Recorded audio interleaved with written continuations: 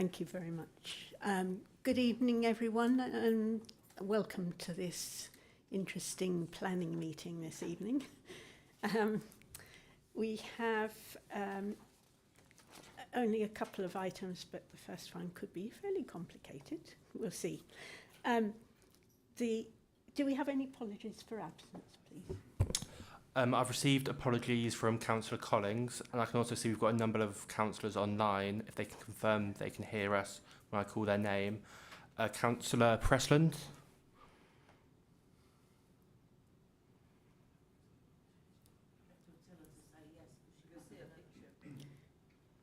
Hi, yes, I'm here. Sorry. Excellent.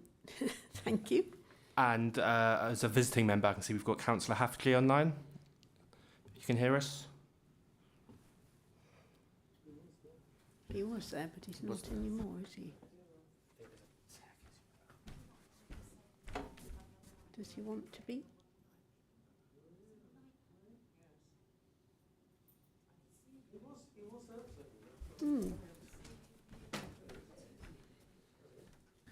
Sorry, Councillor Haftley, can you hear us now? Yes, yeah, I can. Thanks. Perfect, thank you. Thank you very much. Okay. Now, I've got to look out for hands up going online. Minutes of the last meeting. We've got two meetings that we need to review. The little one at the annual meeting of the council.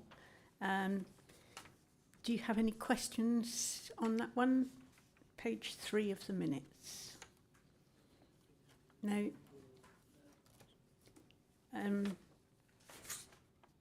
So can I take that as a correct record? All those in favour? Thank you. Thanks. And the second meeting, of course, is the 15th of May.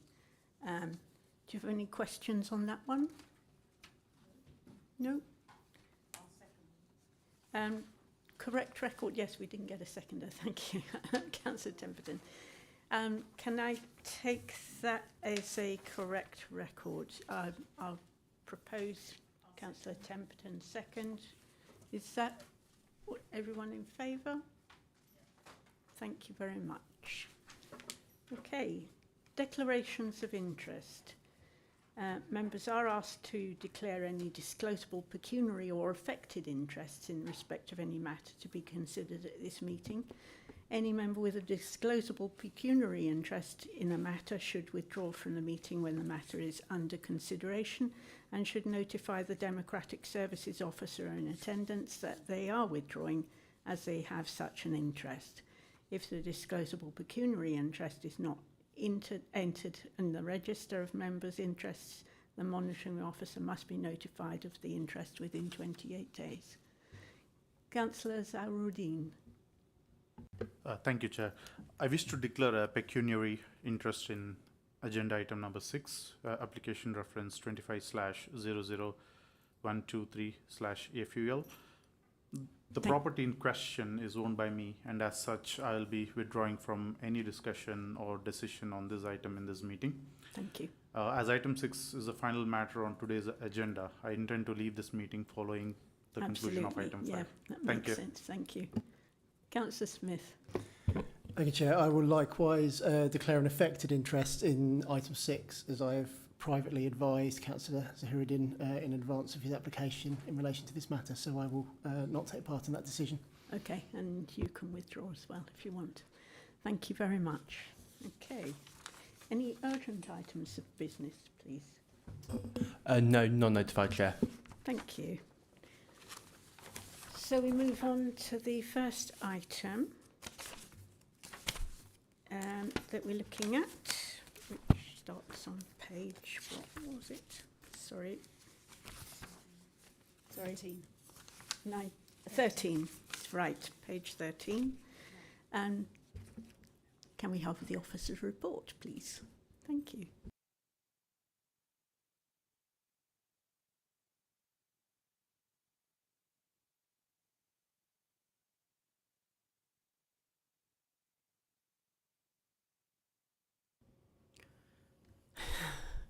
got the screen of doom. Oh, we can see it there. Okay. Good evening, everyone, and thank you, Chair. Tonight I'm presenting the following application to discharge conditions 31 and 32 of Planning Permission 2100592 full, land south of Forest Road, which you may also know as the Warfield Garage site. These two conditions seek to approve the technical details of how drainage infrastructure will be constructed on the site and how it will be subsequently managed and maintained to ensure that the site is properly drained and does not increase the risk of flooding off-site and considers future climate change. Approval of this application is not approval of what has been built on site at present. The current works are half finished and will need correcting to ensure they have been constructed in accordance with the plans that are being recommended for approval. It is worth noting that the drainage strategy was already approved as part of the Planning Permission 2100592 full by the Planning Committee in November 23. The application before you tonight relates to the technical details of each drainage element, and any decision will not change the levels on site or the proximity of drainage infrastructure to dwellings. This application was called to committee by the Chair and Ward Councillor for the area. The main concerns raised are in relation to the design of the drainage channel running along the eastern and southern boundaries of the site and its proximity to off-site trees. First, I'll show you the construction. The design shown was presented at committee in 2023. No objection was received from the LLFA, the local lead flood authority, who responded that this design would be sufficient to mitigate any risk of flooding. However, there was significant concern from members on the night and neighbouring properties who believe that the design I'm showing now could easily be infilled, either on purpose or with debris. There was also concern that it was not a sufficient structure, and as such, a member of the committee moved a motion to amend the wording of the condition to include exploration of all reasonable options to maximise the capacity of the proposed drainage ditches. Afua from the LLFA has kindly offered to explain a little bit more tonight about the technical aspects of the drainage systems and the strategy and how we have got to the design presented to you tonight. So I'm just going to hand over now to Afua. But I've currently got the screen of doom again. Thank you. Afua, are you there? Yeah, I'm there. Good evening, all. This is Afua Finn, Senior Flood Risk Engineer. I'm just going to start off by sharing my screen. So can you hear me? Yes, we can. Thank you. Okay, cool.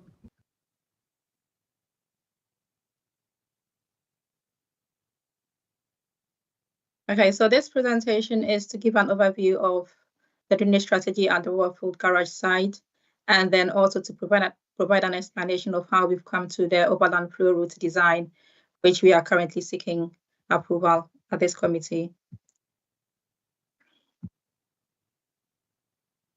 So as most of you are already aware, the drainage strategy has been approved during committee in November 2023, and it consists of an attenuation basin, which is to drain the southern part of the site. So as you can see, my cursor here. And then on the northern part of the site is meant to be drained by permeable paving. There is considerable work to the existing drainage ditch, which runs along the western boundary of the site.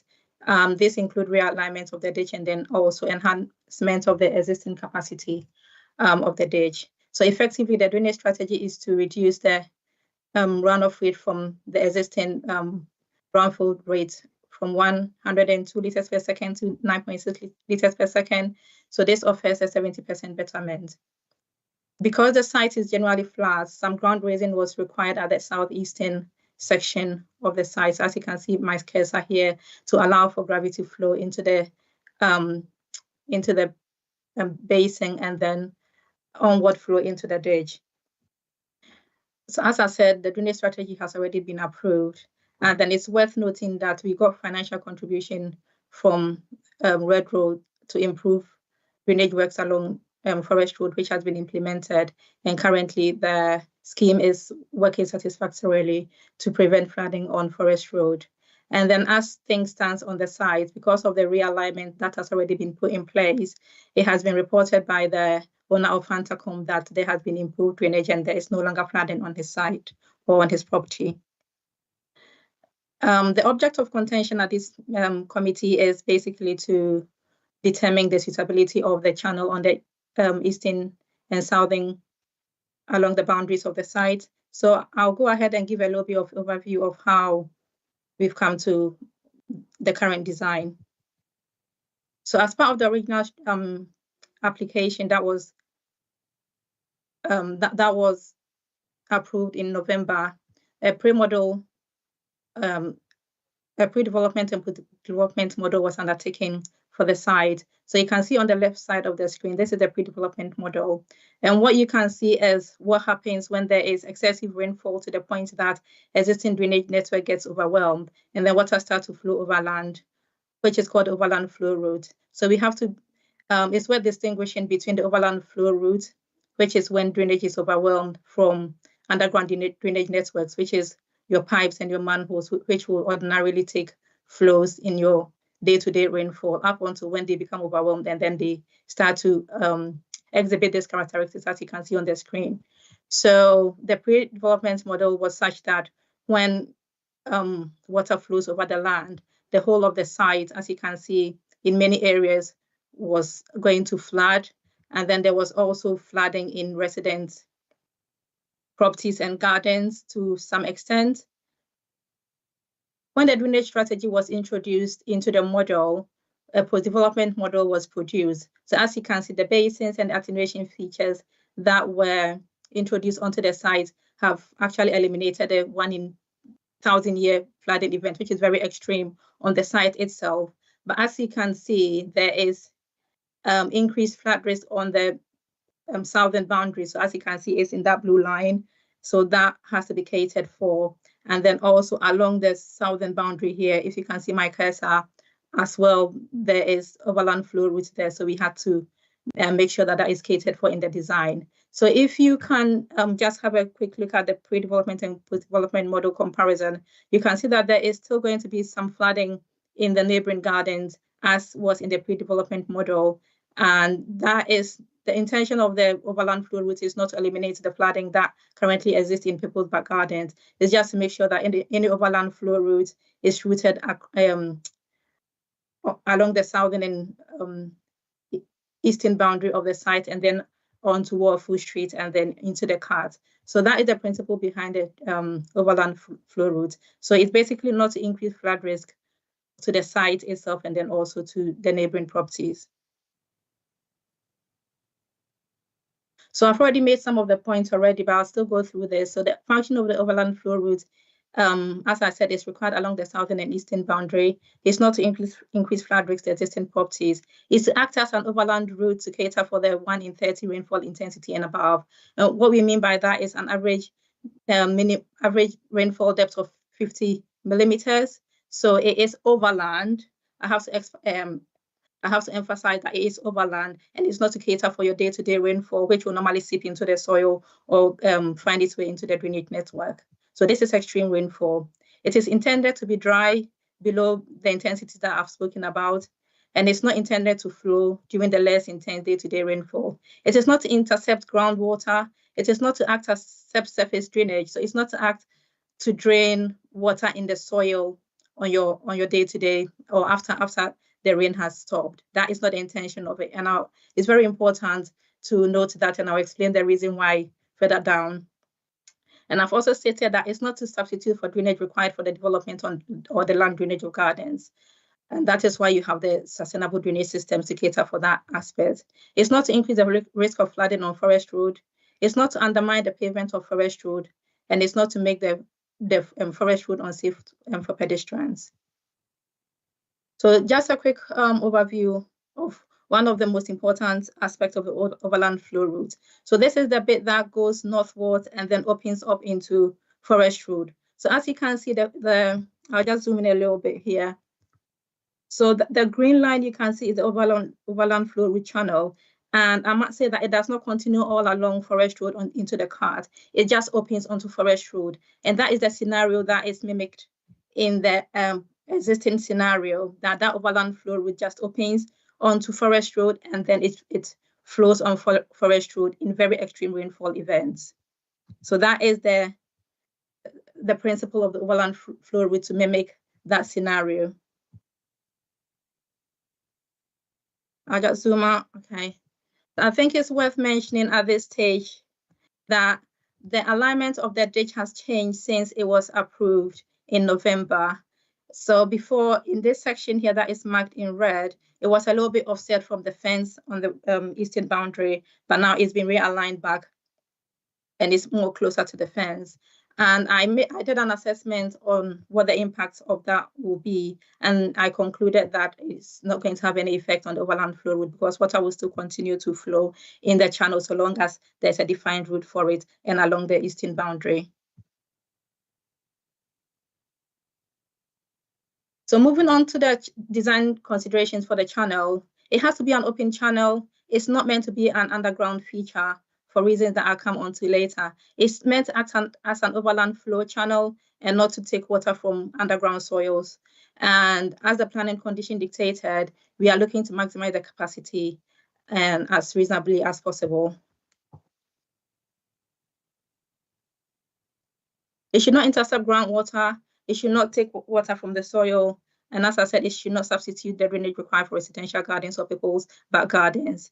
And it should not increase the risk of flooding. And it has to be agreeable to the highway authority because we are proposing to discharge high volumes of water onto the highway, and we have to make sure that they are happy with it. And of course, they are responsible for the maintenance of our assets as well. So we had to consult on them, which we did quite extensively. I'll come to that later. There was a query as to why we could not have a filter drain as the feature. A filter drain, as you can see, is just a channel or a trench that has been infilled with gravel. And because of that infilling, it has very reduced capacity, so it will not be able to provide the level of protection that is required. We got a number of proposals from Redrow about that filter drain, and then we had to object to that for reasons that I'll come to later. And as I said, they are subsurface drainage features as opposed to overland flow systems. They will end up draining underlying soils. So what's going to happen is that once rainfall has ended and maybe a few days when the road is dried, you'll still have water seeping through from people's back gardens, from properties, all the way along the channel. And it's going to slowly seep through. And because it's clear, you're not going to have very fast seepage into it. It's going to seep through, and even 5-7 days, you have water seeping through onto Forest Road, and it's going to be really undesirable. So these are some of the examples that I've presented up of what can happen when you have that slow seepage of water, which the overland flow route is not intended to present. So what's going to happen is you're going to have very slippery surfaces because that water is not going to flow very much, or it's not going to flow at a very fast rate as you'd expect for overland flow routes. It's going to end up being quite unsightly. Sometimes you have algae growing in them, and it's going to cause a risk to pedestrians. And then most importantly as well is that the pavement is going to end up being soaked all the time. It's going to undermine the pavement. You're going to have potholes in the ground, and it's going to increase maintenance for our highway authority. So after quite comprehensive discussion with our highway authority, it was not an option to be taken forward. And I must say that similar arguments can also be made for landscape ditch, because when you have a landscape ditch, the probability that it can intercept groundwater is quite high when groundwater falls, and it will just end up falling into it. And for that reason, water will continue flowing into the channel and into Forest Road, and it's just going to cause a leakage effect, and we're going to continuously get calls from the public to say water is leaking onto our highways when it's not raining, and it's very undesirable, and we had to object to that for those reasons. So moving on from the filter drain, we had to look for other alternatives, and we considered a concrete channel. So the question is, why concrete channel? So it eliminates all the issues that you get with filter drains because it is closed, it is watertight, so you're not going to have that seepage of water from the sides through soils when there is no rainfall. And it's quite effective in conveying overland flow routes. So you still have the water that is going to be at the level or above the sides of the channel flowing into it, and then conveying it very quickly along the channel onto Forest Road when it is raining, and then it just washes off with ordinary rain that is falling at the time. It's got increased capacity because it is open, it's not filled with any gravel or vegetation. It's well demarcated, so nobody is going to overlook it or mistaken it for just a normal depression that shouldn't be there. And it also reduces the risk of misuse and infilling. And I think Councillor Trisha mentioned this in one of her inquiries. Now, it is an acceptable BFC, but Bracknell Forest Standard Detail, albeit it's not very common in the borough, but then it is acceptable. It is something that is an approved detail that we can rely on when we feel like it is suitable. And then consideration was given to the safety of forest road, as well as I said, that we don't want it to flood all the time. It is acceptable to the Highway Authority, and it's got a long design life. So we decided to move to that option of concrete channel. So the question is, why is it not a slope channel? So as I said, the BFC standard detail, as you can see on the right-hand side, is a slope channel. We recommended that to Redrow, but then they also have to consider health and safety considerations as part of their construction. So what you can see on the bottom side is a typical formwork that has to be put in place to pour the concrete to form a slope channel. Redrow came back to us to say that because the channel is so close to the fence, they couldn't get safe working distance around it. And because of that, it's not safe for them to construct it. We had to take that into consideration during our decision making, because health and safety is in the heart of construction work or in the construction industry. And then for the fact that when we also did some capacity checks of the slope channel and then the vertical side channel, and I'll come to that later. So based on health and safety reasons, we could not progress with a slope channel. So I've done a quick comparison between a slope channel and then what we currently have as a design with the vertical slopes. So given that we have a width of, or an allowance of 1 meter width, this is the profile that can be achieved within that constraint of a 1 meter width. And as you can see, the capacity of a vertical channel is far greater than the slope channel, 50 cubic meters for the vertical channel, and the sloping channel considerably lower. So that there was quite clear benefits in using the vertical channel slope. So as I said, it's got an increased capacity. That is how much, or that is the approach that we have to go to maximize the capacity. And the top of the channel flashes with the finished levels of both the development and then also the neighboring gardens. So that is the design as we have it. And as Jess said, we have to discount whatever has been done on site because it's not according to the design. I made sure that the channel was structurally designed, so it's got reinforcement. They use engineering bricks, which is not your normal bricks for buildings. It's quite good for soil conditions, and it's normally used for the likes of manholes and foundations and stuff like that. And in addition to that, as you can see on either side of the brickwork, they are going to infill it with concrete. So structurally, it's been well designed. It can withhold your hydrostatic forces from the water from either side, and it's quite robust. And a structural engineer has done that to make sure that it's got a design life of 100 years with the required maintenance. So we got an inquiry coming through for wildlife consideration and the fact that it is not safe.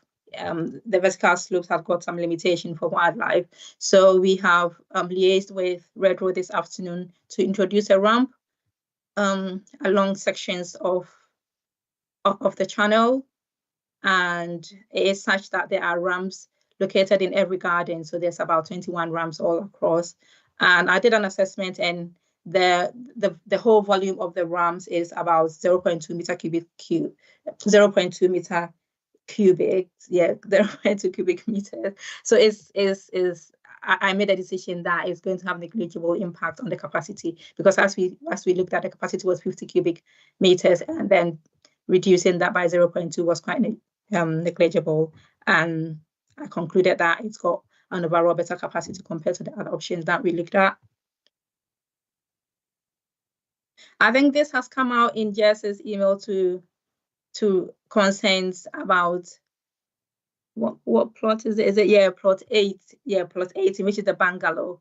And the fact that it probably is at risk of flooding because it's quite close to the ditch in that location, and then the levels as well. I was on site yesterday, and the levels, as you can see, if you made a detailed inspection of the levels actually fall away from the buildings into the ditch, and the ditch is always going to remain 0.3 meters below the ground level. So I think that is sufficient to alleviate any worries of flood risk.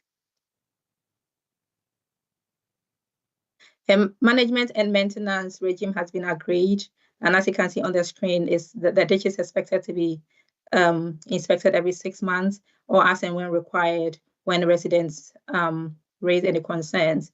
The management company will also check that residents don't make any illegal connections into the drainage channel, and then also the channel remains open.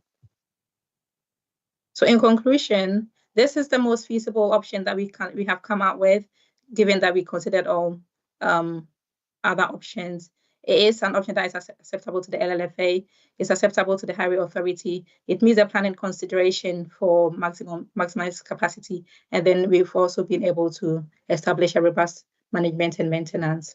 Thank you very much. Over to you, Jess. Thank you, everyone. I'm going to Right. yeah. Thanks, Sophia. I'm going to continue now with the planning considerations, so to speak.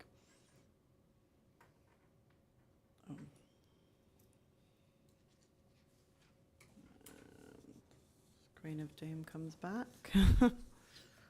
It's coming. Sorry, these technical documents can slow our computers down. So Afua's gone through quite a lot there, so I'm just going to touch on some other bits about the background and the planning considerations. So the application to discharge this condition was submitted in April 2024. Since then, the applicant and the LLFA have discussed options extensively, as you've just seen, and they've recommended the submission for approval in March this year. The design recommended is made of concrete with brick sides, and the top of the channel is flush and should be flush with ground levels at either side. Reducing the depth of the channel to 30 centimetres has limited the depth of excavation required and minimised the health and safety impact. And it's quite usual to see garden walls, steps, verandas, raised decks and platforms of this height within residential gardens. The engineered design will last as long as the house is being built and will have substantially lower maintenance burden. It's an obvious drainage feature for new households. On these plans, which are extracts from the approved drainage strategy, you can see the route of the drainage channel running through gardens of plot 7 to 13 and plot 18. The channel came in towards the site between plots 8 and 12, here and here, if you can see my cursor. And then for the remainder followed the boundary line. For the majority of the route, the location has not changed. However, between plots 8 and 12, the channel has been relocated east along the boundary line. The LLFA have confirmed, as you've just heard, that this has no impact on the function or capacity of the drainage channel. So here you can see it's been realigned along the boundary. However, the realignment of the channel does increase its proximity to off-site trees and hedges, the most notable being an ash tree in the garden of Linthorpe and a mature Leylandii hedgerow running the length of the boundary between the site and Linthorpe, as well as Old Milestone House. The channel is currently part excavated and part built. Construction was supervised by an ARB consultant who documented the routing found during excavation. The applicant confirmed that all works were undertaken in accordance with the site-wide agricultural method statement and tree protection plan. The council's tree officer has explained that the ability of a tree to tolerate disturbance and alteration of its growing conditions is completely dependent on specific circumstances and site conditions, so it may take several years for any signs of decline to become apparent. In relation to the Leylandii hedge and the maple in the garden of number 4 Old Farmhouse Row, the tree officer has noted no structural roots have been severed, and there will be an established network of tree roots beneath the foundations of the drainage ditch and beyond that will still be able to abstract moisture and nutrients. In relation to the ash tree, it was agreed that there are too many unknown factors to make an assessment of the long-term impacts of the drainage channel upon this tree. However, ash are a resilient species, and the majority of the rooting environment will remain unaffected. It should be noted that it is not uncommon to find trees such as ash and many hedgerows successfully coexisting alongside physical structures such as roads, paths and buildings.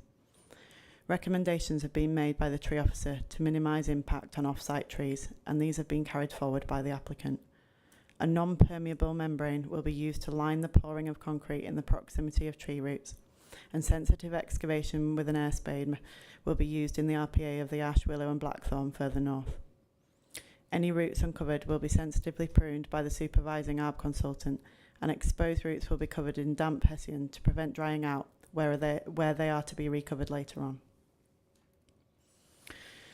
In addition, the change in design of the overland drainage channel has meant that landscaping in 2 locations, alongside plot 18 and alongside plot 5, needs to be moved further into the site. While this is not a detail to be determined by this application tonight, I must point out to members that a non-material amendment application needs to be submitted to the LPA to address the amendment of location in landscaping. An informative will set out this requirement on the decision notice. And you can see here that the landscaping has just been brought inwards of the drainage channel, where it before ran completely alongside the boundary. And again, this is plot 18, so you can see it's just been brought inwards. There's been some recent concerns regarding the straight sides of the channel and the ability for wildlife such as newts to escape. The applicant has confirmed that textured escape ramps will be provided at regular intervals, as was touched on by the LLFA. And these have confirmed, LLFA have confirmed these will have negligible impact on the capacity and no impact on the drainage function. The 2 plans showing this detail will be added to the decision notice.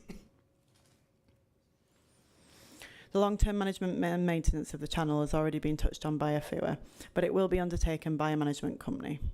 The legal requirements of the management company are set out in the Section 106 legal agreement, which is attached to the full permission, and include the requirement for the management company to fund, manage and maintain the SUDs, and that the company is limited by guarantee. A separate condition on the permission requires the developer to include covenants on the transfer of plots where the drainage channel is present. The transfer of these plots reserve the rights for the management company to inspect, maintain and repair the channel as necessary. Condition 32, which is before you for determination tonight, requires details of how the drainage system will be managed and maintained after completion, including the frequency of inspections and expected maintenance activities. Table 2.4 of the technical note specifically refers to the maintenance requirements for the overland drainage channel. There will be 2 formal inspections where the management company will remove any silt or debris and inspect inlets and outlets for blockages. They will also check, as FUA touched upon, that the channel is being kept open and there is not being drainage connections made into it. The management company will be able to inspect at other times if concerns are raised. Finally, I want to remind the committee that the drainage scheme has not yet been implemented fully and correctly. The applicant is aware of this, and an informative will be added to any decision requiring the scheme to be implemented in accordance with the approved plans within 30 days. Any approval tonight is in relation to the submitted plans recommended for approval by myself and the LLFA. Having considered the submissions in light of the requirements of the conditions which were imposed by the Planning Committee in November 2023, and following technical input from the LLFA, Trees Officer and the Biodiversity Officer, it's considered that all requirements of Planning Conditions 31 and 32 have been satisfied. Whilst there is a possibility that the construction type and location of the channel could have some impact on off-site trees, this is unlikely to be sufficient to destabilise them, and the benefits of the improved drainage systems outweigh this impact. Therefore, it is recommended that the details submitted pursuant to Conditions 31 and 32 be approved. Thank you, Chair. Well done, thank you. Could you just run through what's on the supplementary report? Is that covered there, please? Apologies, yes. I've got it in front of me here. So the supplementary covered a further objection that had been made quite a while ago, but we couldn't actually make it public until we got the full address. So I had already actually considered the objectors' points, but I couldn't make their objection public until we'd got their address. And we've covered all of the points tonight in my report. to do with the level of the channel, to do with infiltration and groundwater. And as Afua said, it's not the correct design for this location. They had concerns about contractor, wanted a contractor to be appointed for maintaining. We've got a management company for that. And that a grill should be added to prevent debris and for safety purposes. I mean, there's nothing proposed right now on any of the plans, and it's fine for residents to fence off the channel if they wish, as long as they don't cover it up.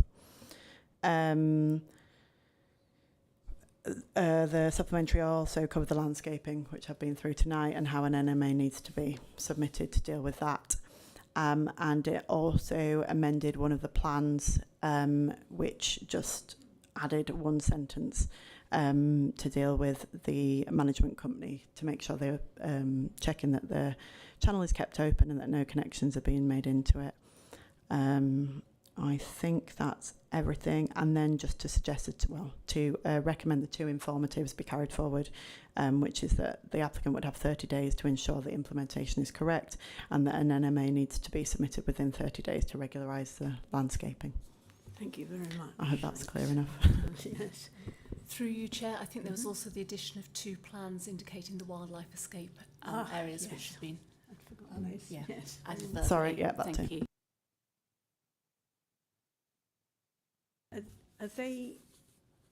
Did they appear in LLFA's? Yes, the plans They were at did, the end of yeah. my presentation, as well as the LLFA's Great. presentation. Thank you.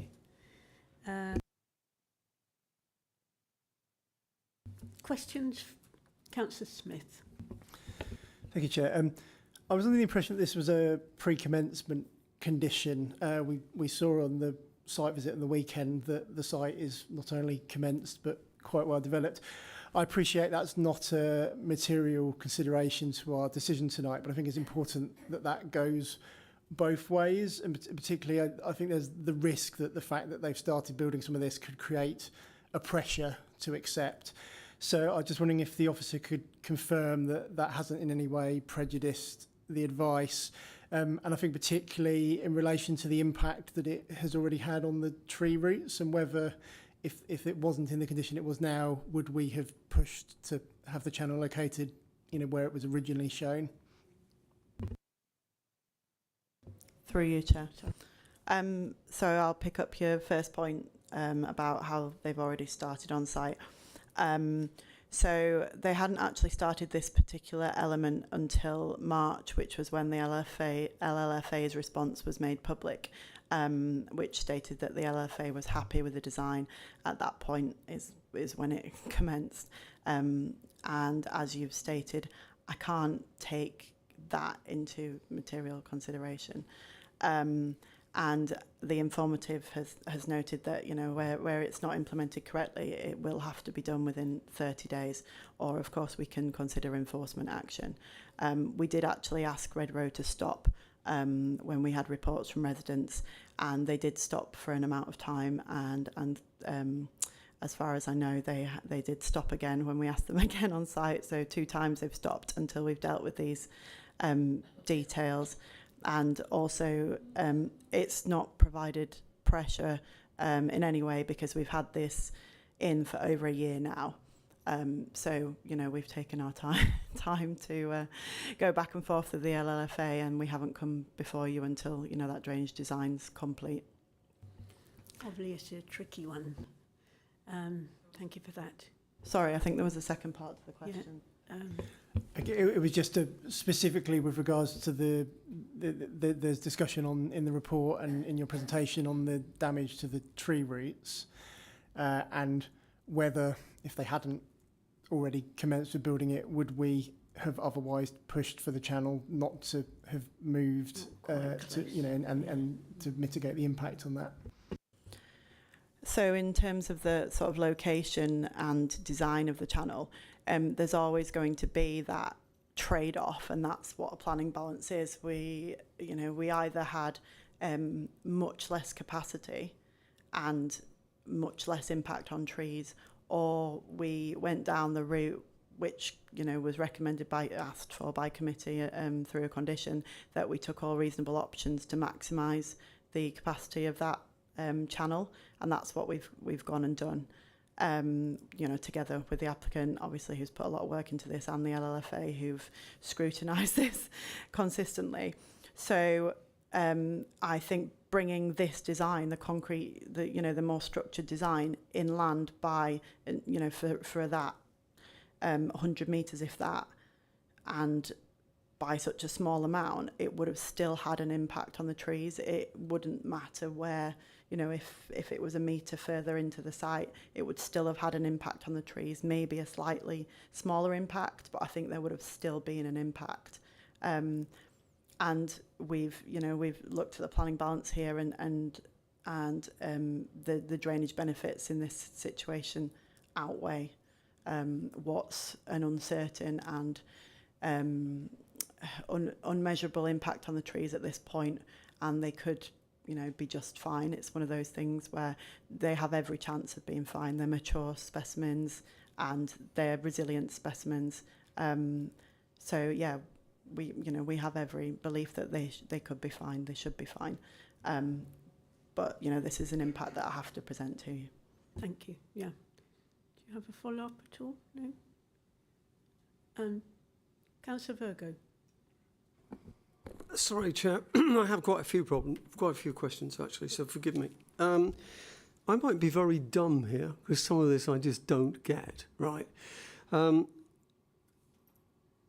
Is this channel supposed to be a ditch? Is this what we're talking about? Because I don't quite understand where this water is coming from. That's the first question.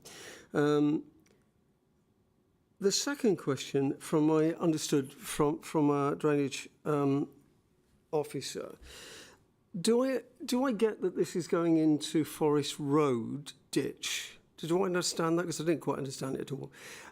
Or is it going into the cut? Don't get that. Okay, I live near this area and I've seen it flooding. That's why I asked that question. Shall I go through the questions? Yeah. Shall we do a couple at a time? Yeah, yes. That's best. Perfect. Thank you. So I'm going to pick up the first one about the ditch, and then hopefully Afua can help me with the second one about exactly where the water goes. Through you, Chair, if it's all right. Yes, please. So I think ditch is quite a wide term that covers a whole range of different slots, holes, channels in the ground. And in this case, as if Afua and I have tried to explain, but it's quite a nuanced concept. This is an overland channel to take water that flows off things quickly. Think flash flood events, think heavy rainfall events, where you see water flowing over things rather than sort of puddling that real heavy flow of rain or water. So this is it it's for overtopping. It's for when the normal drainage systems are overwhelmed and the water will flow off either side into the channel and be taken away towards Forest Road. Does that, so, I mean, I think, yeah, ditch. So can I stop you there? Because I'm trying to grapple at this, Jess, so forgive me. It's not. If that's so, why is it closed? When you say closed, well, it's a covered. It's like a French drain only at the moment, but it's covered at the top, isn't it, by wood?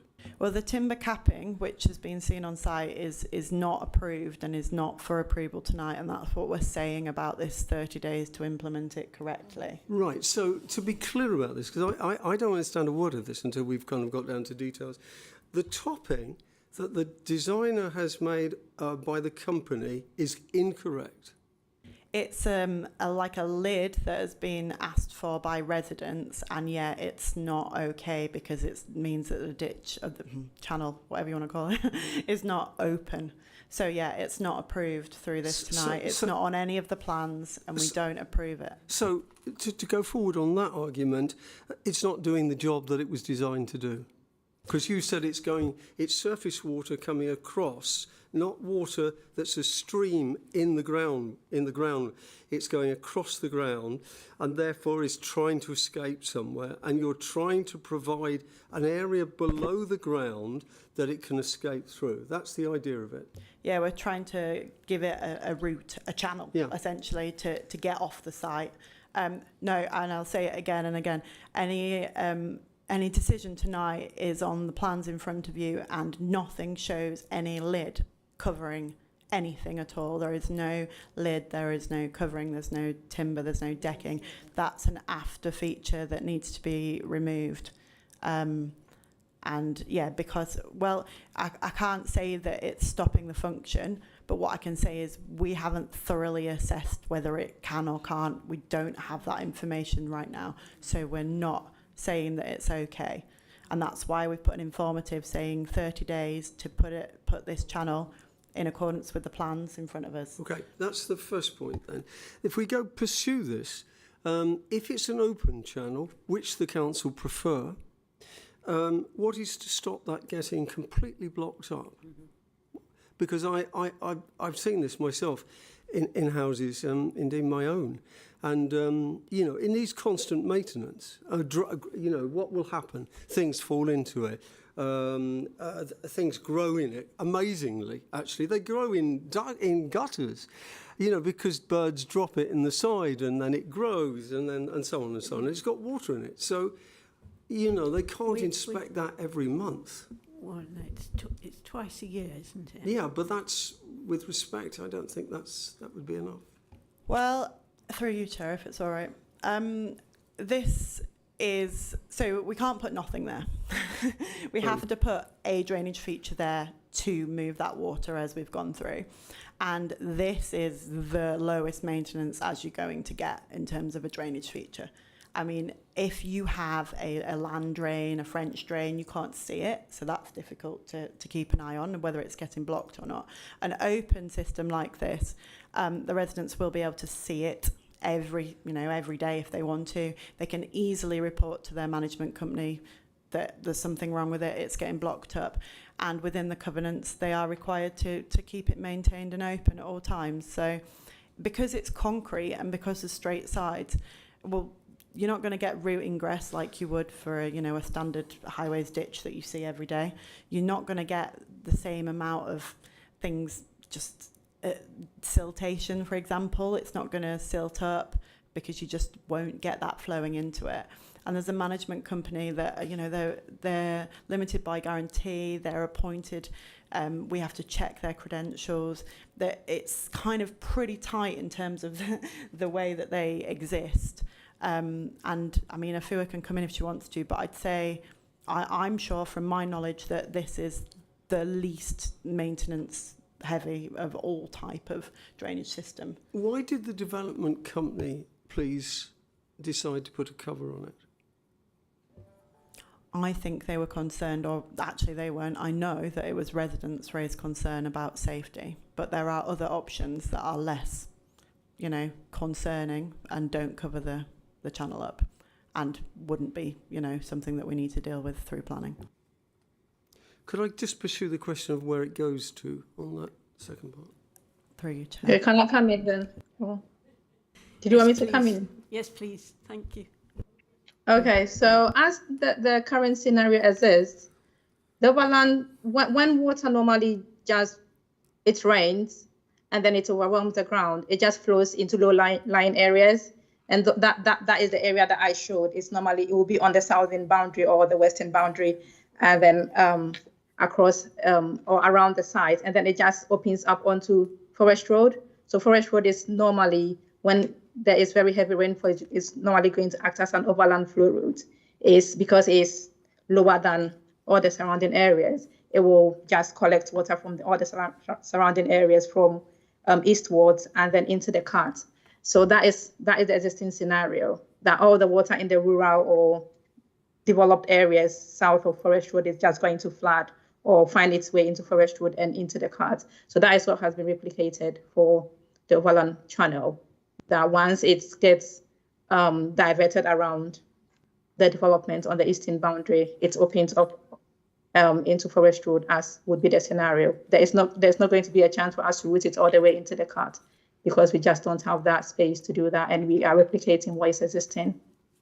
The trouble with that, if you don't mind me saying so, is that Sure. the council have spent considerable money to dig out ditches there because there was a lot of flooding in Forest Road, and by putting a lot of water in those ditches at one point sounds to me like you're asking for trouble. That is the current scenario. Well, So that's why we try not to let it flow every day in your everyday rainfall event. So we're just going to allow but that these flow are in flash very extreme floods, aren't rainfall. they? We're looking now at the country that now gets flash floods, you know, like other countries used to, and therefore it's a big force of water suddenly into the ditch. Yeah, but it is a design principle, and we have to follow it. There is no way around getting the water elsewhere apart from routing it around Apart the site. from rerouting it and putting proper drainage in. But anyway, we're not considering That is the existing scenario, so we've just replicated that. Okay. Can I move on to the next point? I think, Jess, you sent me an email which said the bungalow wasn't in the floodplain, if I read this correctly. I find that really hard to believe because... No, I don't think that's what she said. Could you let Jess speak? Well, let me just finish the question first and then she can speak, Chairman. The point I'm trying to make, because that's the point of the question, is when we saw this on site, the bungalow, it is at the lowest level. Because I've got a picture of it on my phone now, and it slopes down in a sort of circle sort of movement, slopes down. Now, what I find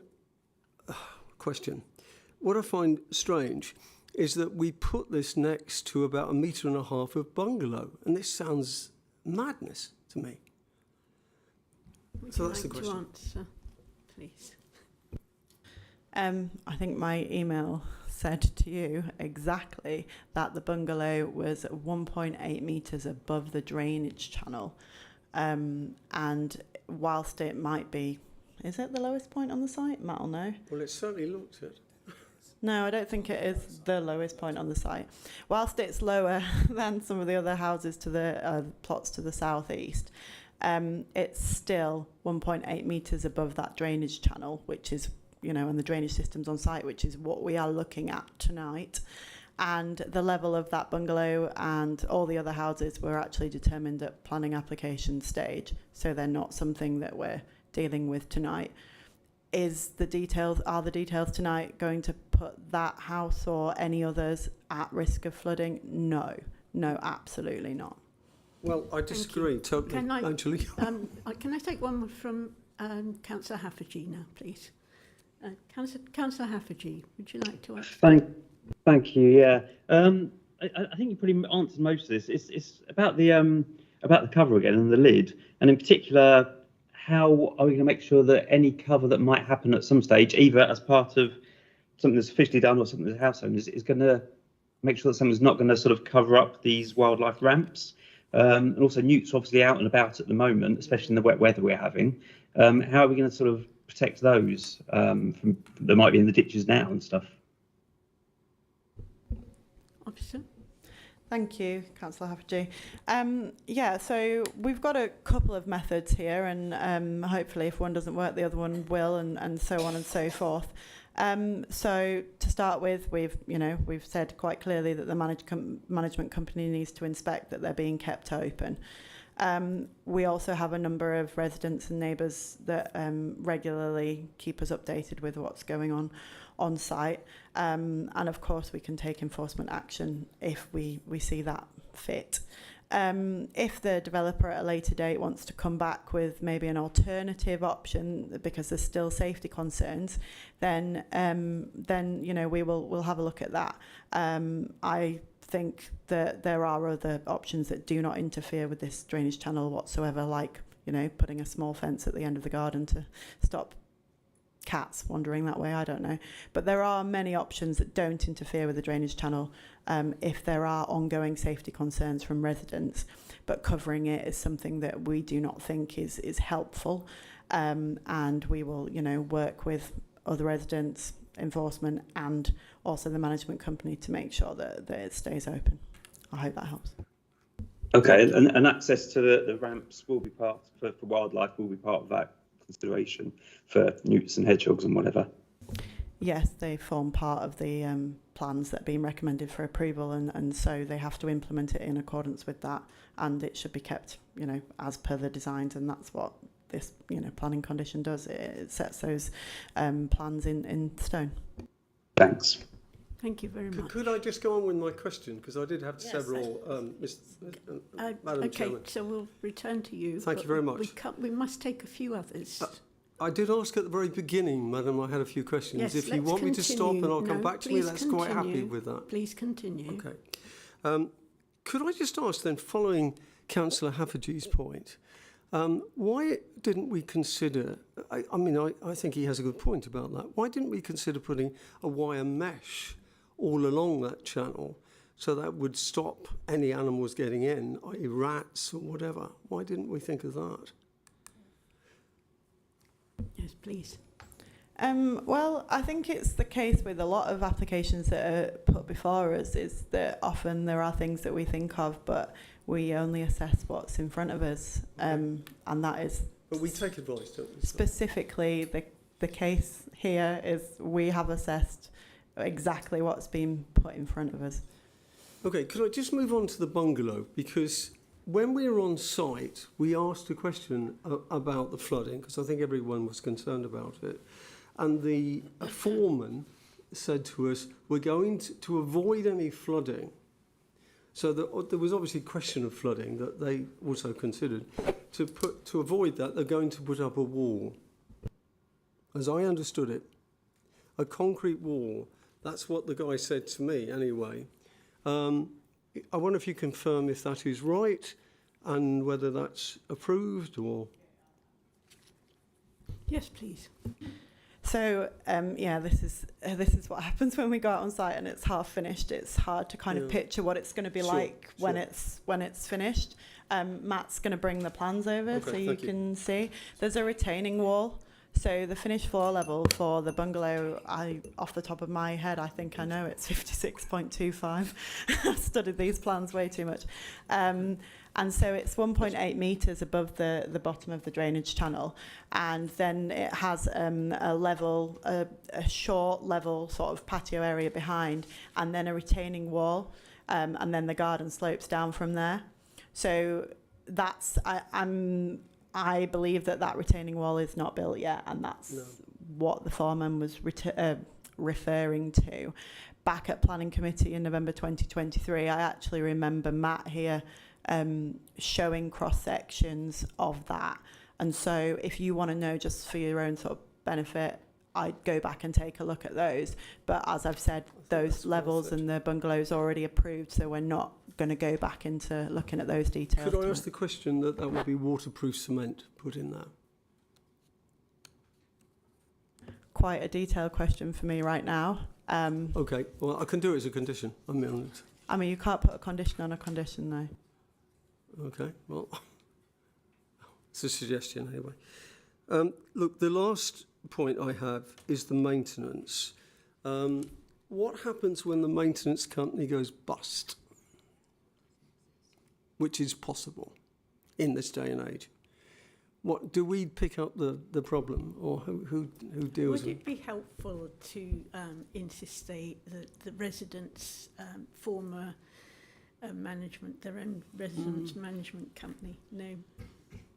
I'll take it if you want. I might need Indy's input, but the management company is the actual requirements of their constitution as set out in the Section 106 legal agreement, and this is something we do on every single planning application that has a Section 106 agreement because of that reason, and it defines exactly what the management company has to be and how it's set up. Now, Indy might come in and explain what limited by guarantee means. Yes, please. Chair, through you, in terms of Section 106 agreements and management companies, there is always a possibility that a company can fail, or any sort of management system can fail. So the Section 106 agreements normally address that issue, and if it fails, another one has to be established. to replace it. It's not a case of it fails and then nothing happens. That's always catered for in Section 1 and 6 agreements. Any failure of any type of management then has to be replaced. I don't have the Section 1 and 6 in front of me, but it usually sets out what the procedure is on failure. Okay, thank you. Is that lot? Excellent, well done. Councillor Mackenzie Boyle, I think, yeah? Thank you very much, Chair. A couple of things now have sort of moved along a bit. I was wondering about the management company. It was lovely on the screen, but I don't think any of us actually saw what the lines were and what they said. It wasn't involved anywhere I could see in our papers, so it would have been nice. Now, who is in charge of that management company? Jazz, sorry. The management company is set up. The technical note, which is the main document for discharge of this condition, sets out in table 2.4 the exact sort of maintenance for the overland route. Matt will bring it to you. The management company is set up by the developer, and then each resident will pay a management or maintenance fee to that management company, and they are in charge of managing and maintaining their drainage systems, but also they regularly are in charge of managing a lot more bits and bats as well, so to speak, permeable paving, anything that's private and not managed by the public, so anything not adopted or not in a residential curtilage. In this case, they have specific rights which are in covenants to come in and manage, maintain, inspect and repair as necessary this drainage channel. And this is an exceptional and extra requirement of them going into residential curtilages, and that is why we've got that covenant put on the deeds of each house that includes this channel, to ensure that there's a legal right for them to enter and do that. Yes, thank you very much. I still feel that bungalow, as much as it's 1.8 metres away, I still feel, as somebody has gone through this, that your foundations can be undermined by continual water erosion. That's what water does. And I would wonder what the future plans would be, therefore, to prevent any subsidence for any of the properties around here. I've got my hand up. Shall we have for? Yes, please. Yeah, sure. So yesterday when I went out on site, I spoke with the site supervisor, and I did point out to him that that bungalow especially is at lower level compared to the development on the south side of it. And I recommended to him to put land drains in place so that the gardens, especially in that low-lying area, does not become constantly bogged up. So that is something that he has said, he has recognized that, and they will put that in place. So although it's not in the plans that we are looking to approve, we've drawn that to their attention, and I believe that they are happy to implement that to ensure that the gardens are always dry, and that's have minimal impact on the foundations. Thank you for that response.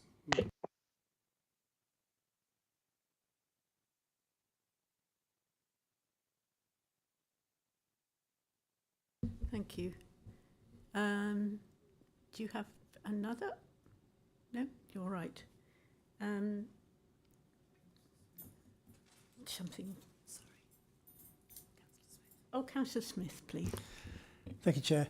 The reason the committee, I think, was so interested in this condition and implemented some changes to it in the previous debate was primarily around concerns for occupants of the existing adjacent premises and the impact of flooding on their gardens. So there are obviously parties who have a lot of interest in the maintenance of this mechanism. I think in the presentation I saw it's inspected and maintenance works carried out every 6 months, and I think there was a mechanism if the residents had reported issues in between those to get it looked at. I'm just wondering, is that mechanism available to the neighbouring residents as well as the the actual residents of the land that the channel runs through if they have concerns. Thank you. Yes, please. Through you, Chair. Thank you, Councillor Smith. Not through this condition, however, as part of the Section 106 agreement, the developer has to submit the details of the management company, and all Section 106 submissions are public. So there is no reason why I can't share those details once they've been made public with residents. I would also encourage residents to become neighbourly, and if they've got any concerns, to raise it with their neighbours over the fence, who can raise it as a concern. I'm really hope they do actually make a little community and have a chat about it and raise any concerns between each other. Yeah, neighbourhood watch, etc. Thank you. Councillor, shall I take Councillor Virgo? Sorry, it was an unrelated question, so I'm happy to defer to Councillor Virgo and you can come back to me. Yeah. I was just really following Councillor Smith, actually. Would it be possible, because the committee has seen this quite a long time and it is a very complicated situation, Madam Chair, because there's still outlying issues with the developer which still haven't quite been, finalised, it would be good to come back to the committee, to report back to the committee that everything's, otherwise we feel that we never know what the end journey is. Well, there is a 30-day limit for them to get everything sorted. I understand that, but it would be good for us on. to report that back to the committee. Do you want to comment?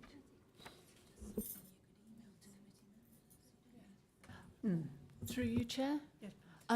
Is Councillor Virgo, are you asking for just confirmation from officers, so after the 30-day period for us to come back to members of the committee and confirm that those works have been done?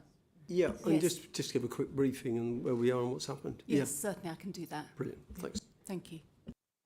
Thank you, very good. Councillor Smith. Thank you. I had a few, hopefully very quick technical questions. Firstly, in the officer's report, there was a figure about a 70% betterment. I was just wondering if that, could you explain what that's a 70% betterment of? That wasn't quite clear to me. Oh, I've got my hand raised. thank you. Yep.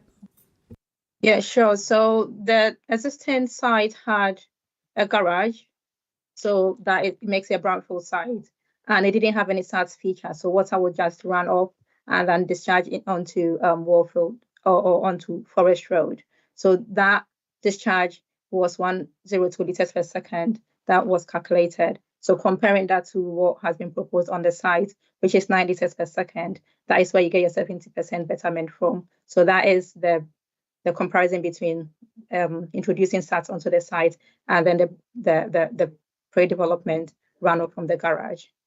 So the outflow onto Forest Road will be 70% less than it was previously. Am I interpreting that right? So that is actually the flow from the SATS feature onto the ditch on the western boundary. So this is the drainage strategy of the site itself. It's got nothing to do with the overland flow route on the western boundary, on the eastern boundary. My apologies. So if you remember, when I explained the SATS strategy, it had a pond feature and then permeable paving, and then it discharged the west of the site. So that is the bit that we're talking about, that is that reduction compared to what it used to be before. Okay, but the flow onto Forest Road is not reduced, or it wouldn't be reduced. Is it increased or is it the same? It has not increased, so we make sure that it's not. Okay, so it's the same. It's not increased. Yeah. But it's going to just flow in extreme rainfall. As I said, anything over 50 mil will just flow onto the overland and then into the channel. So it's going to be very rare, unless, of course, we never know what's it called, climate change and extreme rainfall. It can happen anytime, but that is how we've come to that conclusion. Follow up, yes. One final question. There was a mention of reports from, I think it was Huntercombe, that had reported an improvement in the conditions. I assume that's one of the adjacent properties. I was just wondering if somebody could identify where that property is, because there's a specific group of properties that I know were very concerned about this. I'm interested as to where that is in the relation to those other properties? Yeah, so Huntercombe is south of Spice Lounge. So it's located just on the northwestern boundary, outside the northwestern boundary of the site. So where you have the existing ditch right now, that's where Huntercombe is. Yeah. Thanks, Jess. I'm wiggling the cursor around. Can you see it? I can see it. Thank you. So yes, I think it's the properties further to the east on that drawing, which were where many of the objections had come from, wasn't it? Do we know, in terms of flooding on Huntercombe historically, is that an area I know like the Spice Lounge and that junction often does flood, so that is an area that has had issues previously that seems to have improved. Is that correct? It has improved because, as I said, the LLFA has undertaken considerable improvement to the drainage network on Forest Road, and we have increased the size of the pipes, and then in some cases we've put in twin pipes as well, so the capacity has increased tremendously. And I must say that we were able to achieve this by part funding from the developer on this occasion. Thank you, that's very helpful.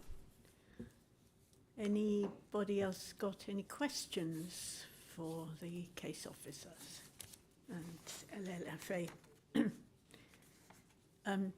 Do you have a question? No? Okay. Right, so the recommendation is on page 25 and is supplemented by the supplementary report. Sorry, my brain is not great today. I move that I move the recommendation, and I need a seconder before we debate, I believe. Councillor Penfold. So, anyone want to start the debate? We've had all sorts of detailed information about the works that have already been done, some of which have got to be removed in 30 days. The drain design has changed radically over time, as properly explained by LLFA. The exploration of all the reasonable options to make it the best we can get in terms of drainage over that very tricky corner of Bracknell.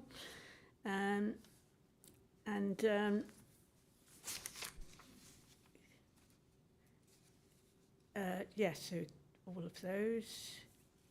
We need to make sure that it is emergency drainage, as it were, storm drainage, trenches, but because it's got vertical sides, it's got to have ramps for the wildlife at regular intervals. We've checked about that. We know that the covers are not allowed. We've yet to explore any grills that might be suitable, and it's up to residents how they look after their animals that might get in the channel. We checked out the situation with the roots of the trees and the management company. That's all sorted by the S106 agreement, and we have technical notes detailing about that, and we even know the costs. We also know that residents will have to bear the costs of the maintenance of the permeable paving and supposedly the crates under that in places. So we've had a pretty full explanation, so would you like to comment on what you have now heard, please? Councillor Councillor Smith start, please? Thank you, Chair. Yeah, I think it's been good to have the healthy debate on this one. Obviously, when this came to committee before, we spent an exceedingly long time and went into a lot of detail with regards to this application overall, and particularly around this issue of flooding. So I think it's very helpful for local democracy that we are going over this in such detail and spending such time. I think it's really important for all of us just to focus on what is and is not before us in terms of what we can make a decision on today. This isn't about things like the bungalow and other elements. We are purely reviewing an application to discharge the condition with regards to the drainage channel. And so I think that the fundamental question has to be, is the drainage channel that's being put forwards now sufficient to achieve the purpose that it's there for, which is obviously to help with that overland flow, and particularly to make sure that there's no exacerbation of existing flooding issues on the neighbouring properties. I have heard a lot of evidence from very technical people today who are quite convinced that it is sufficient in doing that job, and I have no reason to disagree with them.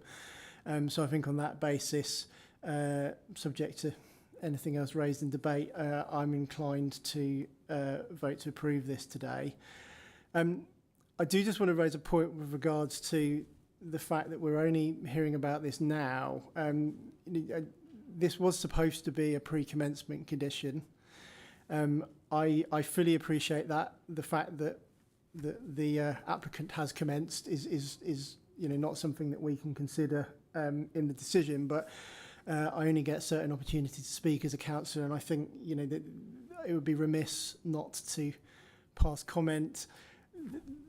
They've caused considerable distress to neighbouring residents by not doing this when they were supposed to, by not addressing this at pre-commencement, by ploughing on with the developments, whilst those neighbouring residents continue to be concerned and been waiting for this. Personally, I don't consider that as acceptable, and I think a major developer like Redrow know what they're doing, and I hope that we can see better from them in the future. Thank you very much. Councillor Penfold.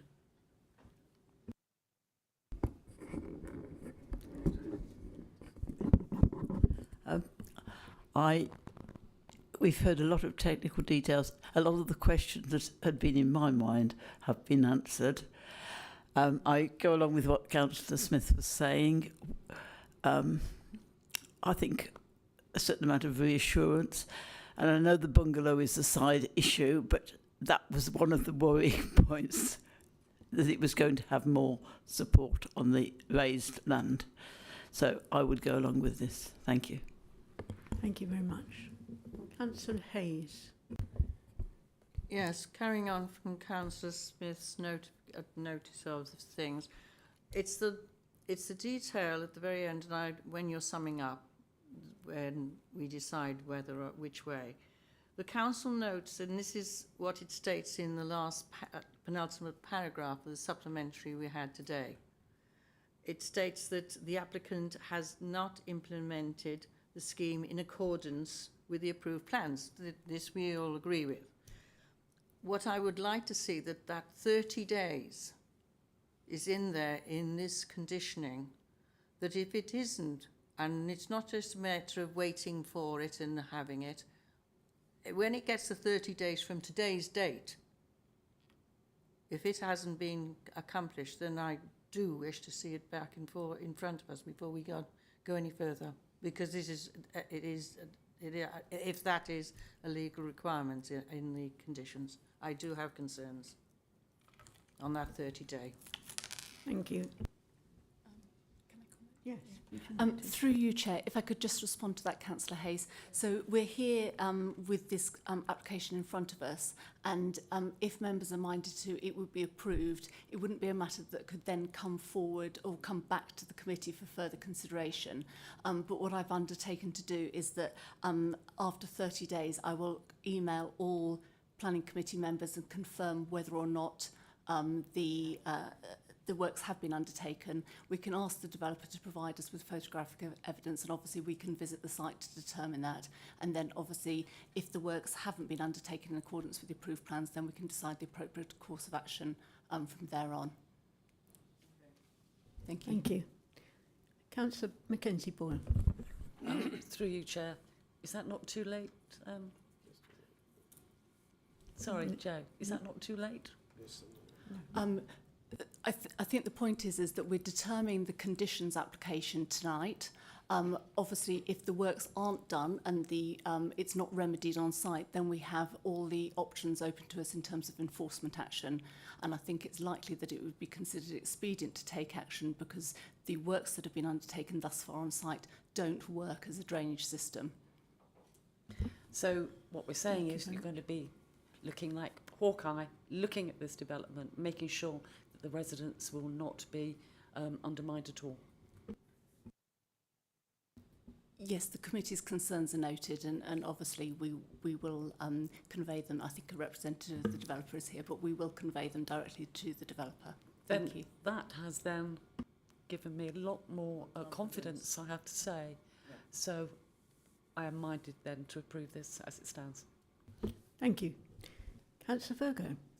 I'm very perplexed about this, to be honest with you, because we're a planning committee, and that's why you come to us and we give our advice over this. And we have plans in front of us that are not correct. It's very difficult. Well, I mean, Matt's shaking his head, but it would seem that because they haven't done what the plan said. And then we still have a problem over the covering of the drainage channel, which we don't want. The advice is that we shouldn't cover it. And they've covered it. I mean, we were explained this on site, and they took a long time to say this. It's all covered and it's very easy, and you can take the covers off and put them back on, and they explained it. So there seems some difference in that. The thing that worries me, Chairman, if we are going to be a correct committee, we've got to understand the end result. We can't leave this sort of in the air. Because once we've approved it in this room, that's it. They've got approved. Now, I know we can take enforcement action, but to be honest, we don't have the people to do that at the moment, and we don't have the measures to do that. And that's why I'm perplexed. But hang on, I'm hoping that we'll have a declaration from you whether you will support or you won't. We've been told that measures will be taken that make sure those covers are removed. It's universally known now that those are not part of the plan and they need to be taken away, otherwise it will ruin the drainage. Yeah, I see that, Chairman, but there is another argument. Of course, it's that once it's uncovered, it leaves it to the elements and all those things. So those are the arguments. And you have to, so you've got to have maintenance and so on. And that's where we haven't quite come to a decision. That's where I feel perplexed about it. I think I might abstain, actually, to be honest. But anyway. I don't think we have avoided a decision on that. Well, if we have, because we haven't Let's ask the Assistant Director of Planning, please. Well, through you, Chair, I've just been reminded by the Borough Solicitor that this is debate and perhaps I shouldn't be providing any further comments. But I would refer to my previous response in terms of, or really in terms of Jess's presentation, is that we are determining the plans that are in front of us, and we have sufficient enforcement powers to ensure that ultimately what is constructed on site is in accordance with those plans, should they be approved. Thank you. Councillor Templeton. Yeah, having listened to everybody and the expert advice, it seems to me that this is needed, because if we have sudden flash floods, it's going to be from all those maps of where the water was, and then flash floods would remove it, and it needs to be taken off site. The drain needs not to be covered and not to be filled, but they've got a covenant that everybody will sign within the people that own the houses. So they will get a warning that this needs to be kept open, and I'm sure they will be, in order for them not to have flooded across their garden, it needs to be not covered and not filled, and it needs to be checked and I'm sure the residents in those houses will certainly respond to that, because in other areas when there's been covenants and they've got it, wakes people up to what is around and what they need to do. So I will support this. Thank you. Any other speakers? Could you switch off your microphone, please, Councillor Virgo? Oh, sorry. Thank you. Any other speakers? Okay. Time to take a vote. All those in favour of the recommendation and what appears in this supplementary report, please.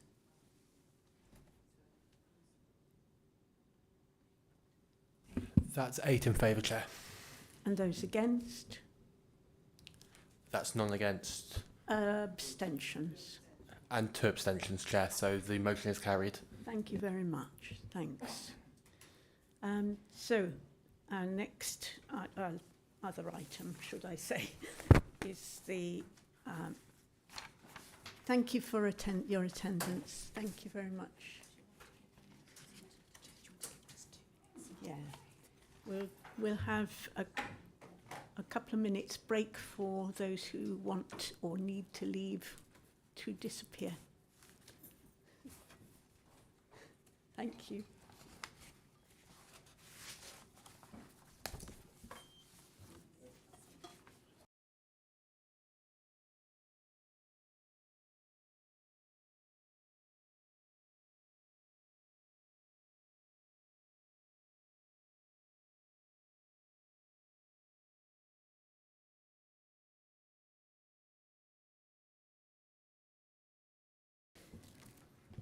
And I think we have Basha to report, please. Good evening. My name is Basha Polnick, and I'm the presenting officer for this case.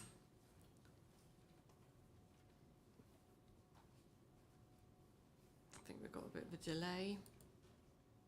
That's it. The application relates to a detached 3-bedroom dwelling with an integral single garage sited on the northwestern side of Dumper Place in Binfield. The application is before the Planning Committee as the applicant is a councillor and a member of the Planning Committee. The planning application is for a 4-metre deep single-storey rear extension in this area here, the conversion of the integral garage in this area here, the addition of an enlarged porch to the front here, and a first floor side extension over the existing garage in this location. Materials will match the existing dwelling. So these are the elevations. The site is located within the settlement boundary, and as such the proposed development is acceptable in principle. The design of the extensions is considered to be acceptable and would not result in an adverse impact on the character and appearance of the surrounding area. In terms of impact on the living conditions of neighbours, the proposed first floor extension is set at an oblique angle to the nearest adjoining dwellings, maintaining a minimum distance of 8 metres from them, whereas the rear boundary of the property backs onto a highway. Due to the relationship, it's not considered that the proposed extensions would cause any loss of light, daylight or sunlight to neighbouring dwellings, nor are they considered to be overbearing. The scheme increases the number of bedrooms from 3 to 4 and results in the loss of the existing garage parking. Submitted plans show that the driveway can accommodate 3 side-by-side spaces with sufficient room to manoeuvre, which accords with the parking standards SPD. The Highway Authority has no objection, subject to a condition to secure the parking and an informative regarding a drop curb. Finally, this slide shows the location of the application site in relation to its neighbours. So this is the application site here. And the image below is number 8 Dumford Place, which is opposite the application site, which we can see in the photograph has a first floor side extension above the garage. In conclusion, the application is recommended for approval, subject to conditions and the informatives contained on pages 34 to 36 of the agenda. Thank you. Thank you very much. Do we have any questions for the officer, please? Councillor Mackenzie Boyle. Thank you. You know what I'm going to say. So long as you're quite content and confident that the parking's sufficient to support this 4th bedroom, then I see no problem. I am, yes, because 3 parking spaces can be provided. That's great, thank you. Councillor This isn't going to go With the down. bins. Hang on. This isn't. Are you going to do that? With the bins. Oh, bins. Question, really. It's not it's supposed to be mysterious. The bins. Where are they going? As you can see in this slide, it is a detached property, and there is space along the side. There's also a footpath to the front door, away from the parking spaces, and also a landscaped area to the left as well. Thank you. Councillor Hayes, are you all right? Yeah. Anyone else, any questions, please? None? I put the recommendation on page 34 that planning permission is granted subject to the stated conditions. Do I have a seconder, please? Councillor Mackenzie Boyle, thank you. So any comments, please? Debates, fors and against? No. Shall we take a vote? All those in favour? That's unanimous, Chair, so the motion's carried. Thank you. Thank you very much for all that. I think that's the end of our meeting. Thank you for your attendance and your help, everybody, and your patience, and see you next time. Thanks. Are we not quite off there? Oh, I forgot to thank the people online.